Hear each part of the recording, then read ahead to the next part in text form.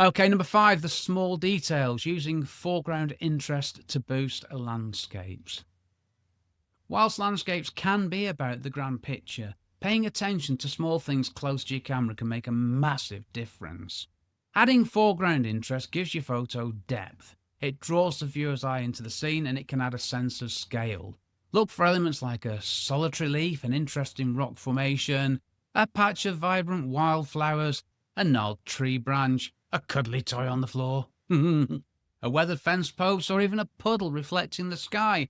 Always dead handy. That's a great tip, that one, actually. Puddles reflecting the sky can really add interest to any scene. Any of these elements can transform a flat, two-dimensional image into a captivating, three-dimensional one. See, these things, they act as an anchor, inviting the viewer into the scene and providing context.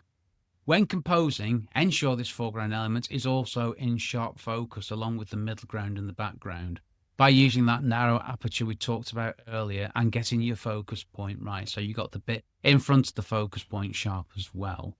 Don't include something in the foreground if it's not going to be sharp. If you can't get it sharp, get rid of it. Or don't include it in the photo is a better way of putting it.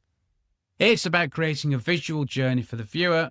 I'll say it again, it's about creating a visual journey for the viewer rather than just showing them a distant, unengaging view. Yes, dear listener, a visual journey. That is what our photos need to be. See, we need to think grandly about these things, don't we? Yes, we do, Rick.